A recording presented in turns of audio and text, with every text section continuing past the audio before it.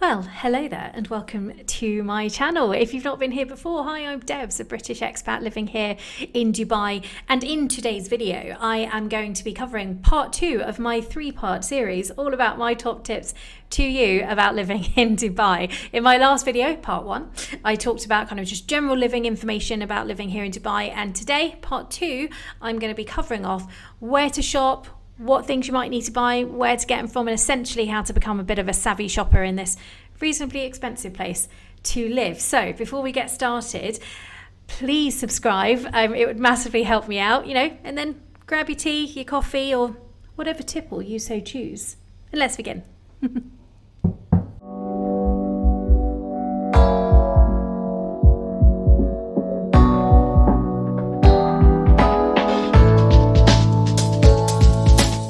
So welcome along. In today's video, as I mentioned before, I'm going to be covering off my top tips to you about what to buy, where to buy stuff. In other words, how to kind of become a savvy shopper. I will put timestamps in the description box below, so if you do want to skip to any particular section, feel free to do so. And of course, also feel free to join me for the whole video. So I'm going to cover off the most important one first. Top tip number 1, buying alcohol. Ironically, I drink more here than I ever did when I lived in the UK. I'm not sure what that's about. But anyway, moving on. As I said in my last video, as a resident, you do need to have an alcohol license to buy alcohol and consume it in Dubai. But anyway, in terms of where to buy it from, two main places in terms of kind of just normal off licenses. One is called A&E, which always makes me laugh because I think of accident and emergency, but it's not. It's actually African and Eastern. And the other one is MMI, and they are often found in car parks of malls. Ask around, people will tell you where they are. The second one, and that's about half an hour in the direction of Abu Dhabi from Dubai, depending on where you live in Dubai. It's half an hour from me.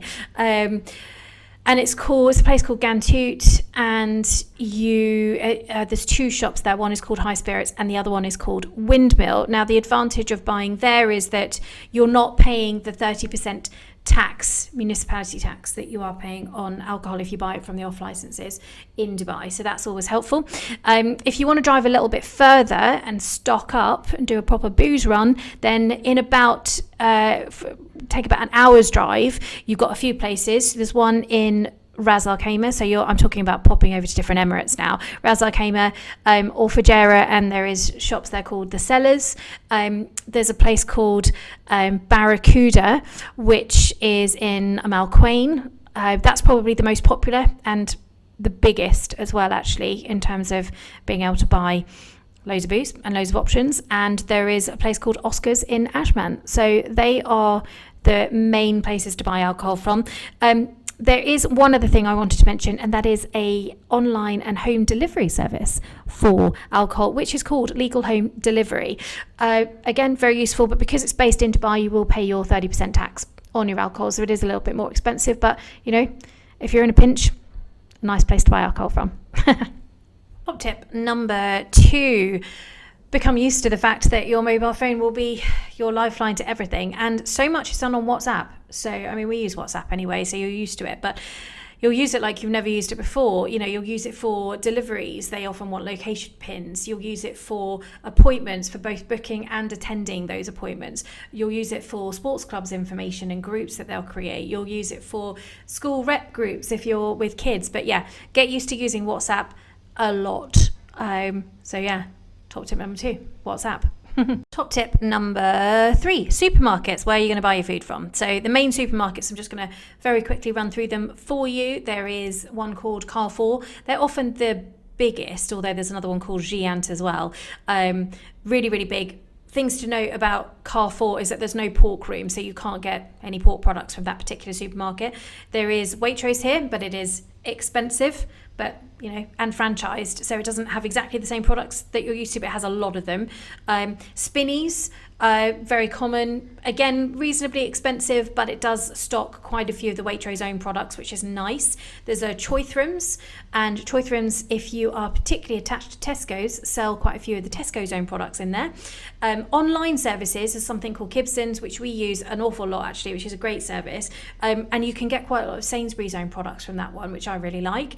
The specialist butchers, one in particular called the Great British Butcher, which is a fantastic butchers. There's also, as I mentioned in my last video, Now and Insta Shop, and these are these guys that will go into the supermarket and get you, those silly bits that you run out of, like bread and milk, or an entire shop actually. You can do the whole thing and just deliver it directly to your door, so that's really nice. And one other, which is called Food Crowd, and me and my husband tend to use that one for kind of bulk buying. So we'll get like a buttload of milk in and things like that from that particular service. But have a look and see what you think for yourself. But those are kind of the main large supermarkets that are available here. Top tip number 4, another large one, buying clothes. Obviously super key one.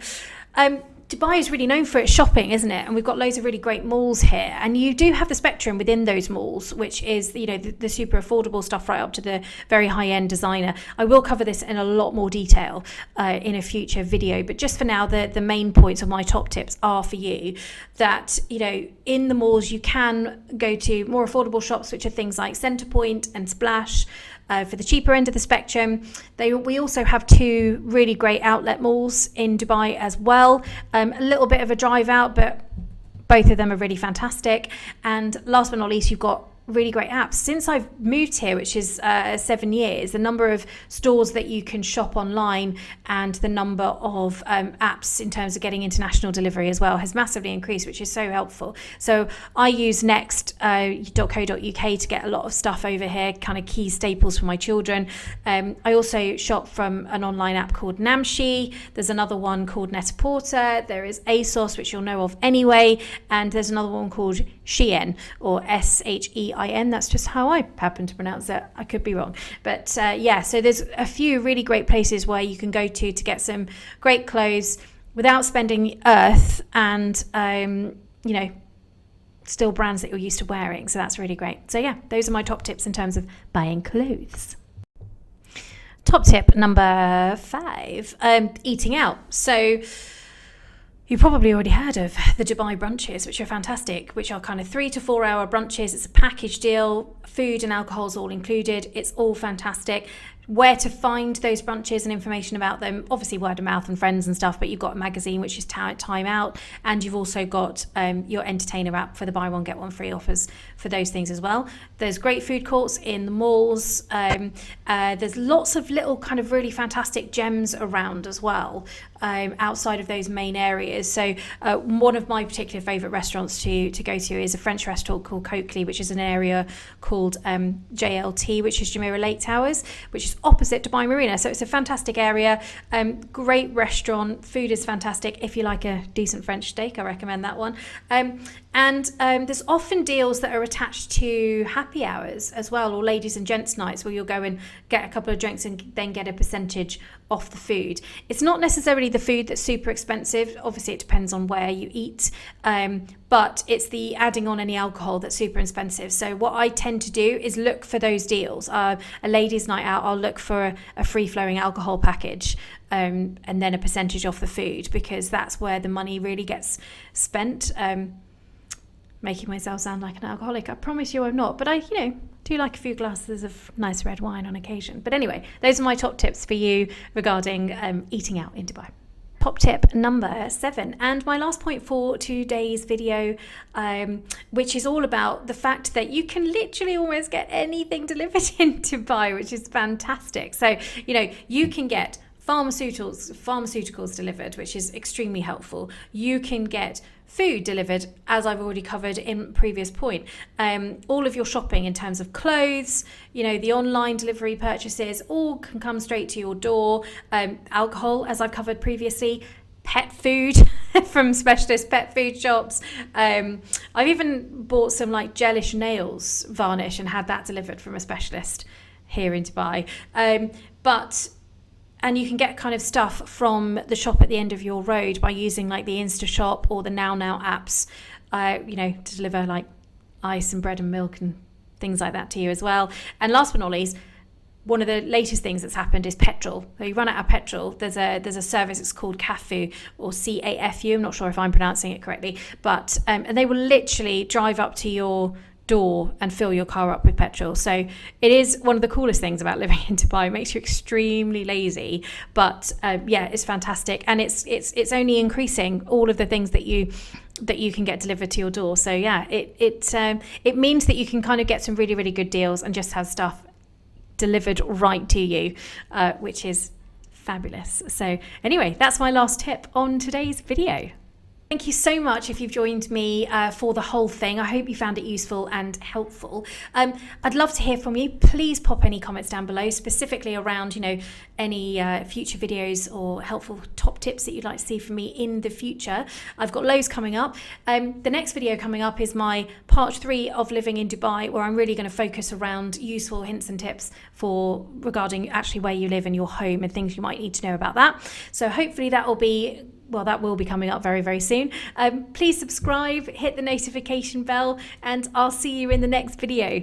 And as the Brits say, TTFN.